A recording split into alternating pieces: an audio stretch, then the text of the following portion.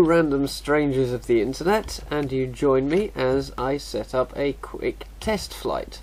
So this is a little proof of principle helicopter. So as you can see, it's just a command pod whirling round and round and round, courtesy of these tiny little engines here. And as you can see, it goes up in the air pretty nicely. So recently I put out a video where I made a helicopter, or where I flew a helicopter from the launch pad to the top of the VAB, and I thought I would just show you how these things are made, because I've seen quite a lot of videos on helicopters in Kerbal Space Program, but I haven't seen a proper tutorial on how to make one yet. So shall we get started? So this works well enough, but there are a few basic problems with it. The biggest one is that we can't control its movement at all except for up and down. The reason for this is because our reference point is constantly rotating, so there's not one set direction which is forwards. Dealing with this in Kerbal Space Program is a little bit tricky because there's no such thing as a rotating joint between parts, so we have to get a little bit inventive. What we're going to need to do is we're going to need to make a craft which is actually two completely separate crafts. So we'll have the rotor component with the engines on it to make it rotate, and that will spin inside a set of bearings on a second craft, which will be the main craft with the cockpit and control surfaces and whatnot, which will be what we control the vehicle from. My normal starting point is to go to the utility tab and begin with a Clampertron docking port. I then take another one and put it upside down. So the bottom Clampertron is going to be part of our main helicopter, the part with the cockpit on it, the part we will control the vehicle from, and the top one is going to be the first component of our rotor arrangement and our bearing. This will split off before we even start flying, so these won't be connected while we're in flight. So this is what I normally get next, is I put a nice big SAS module onto the part that will form the helicopter, and I put these three fuel tanks on to form the main part of the bearing, although sometimes actually it's better to use this tall one. The important thing is that they are smooth-sided, so if you look at this fuel tank you'll see it has ridges around the edge. This will be a problem because the outside surfaces of these tanks are what we're going to use to run our bearings on. The bearings themselves are going to be landing gear. So I've built this little tower like so, and now I'm going to start putting our bearings into it. The important thing about these is you want them to just touch the outside surface of the fuel tank. So they set on the bottom. I don't know if that'll work properly or not, but that's not the most important one anyway. And a set on the top, which is jolly important. The top ones need to be quite a way in from the edge, because if this thing starts wobbling around we don't want these to stop running on it.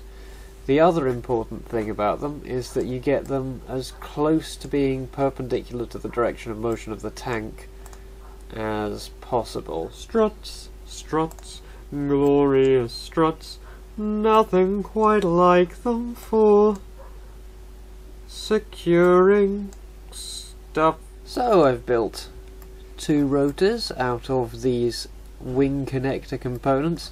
These are probably going to be got rid of in the next version of Kerbal Space Program, which should be out in a few days, but I'm pretty sure there'll be equivalent parts. Anyway, we're going to make this rotate once again through means of these tiny little Rockomax engines. The other thing that we need is we're going to need a command pod or a probe core on top. I said on top. Where are you? Where is it? Oh, it's down there. On top of the rotor like that, and a thermoelectric generator on top of that. Lastly, but not leastly, I'm going to just put a Kerbal in there like so.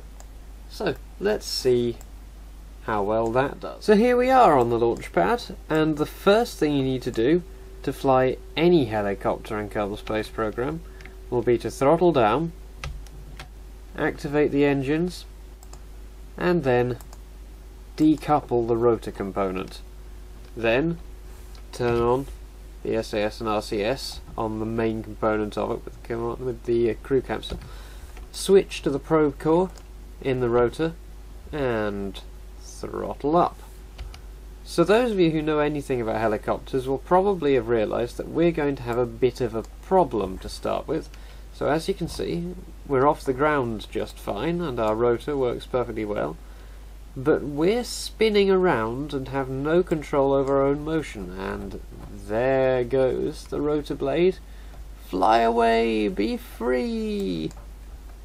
So we're going to need some fairly heavy engineering works to sort this out. We are going to need something to stop the rotor trying to make the main part of the craft rotate around. I think we're going to use ant engines. So if you think about the way this is going to rotate, the rotors are rotating clockwise like that, so they'll be trying to make the craft rotate clockwise as well. So what we need is to thrust anti-clockwise. So I'm going to put my engines on this way round, and ant engines ought to be just fine, having seen the amount of torque the rotor was creating before. Fuel lines, so if I pop a few of them on like that and do that, okay, so that ought to stop us from twisting around too much. Okay, and then decouple this, turn the RCS and SAS on, not that we have any RCS, throttle up the little ant engines, and now throttle up the rotor engine. Let's see what happens. So up we go.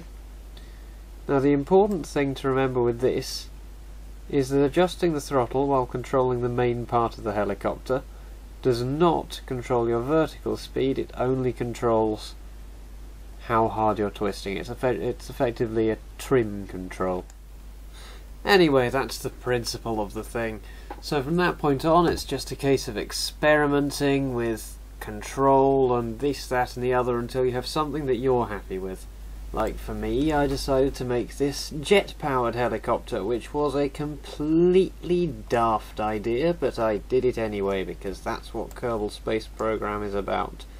So as this thing hopefully lifts magnificently into the air, away we go. I will bid you farewell. Please don't explode.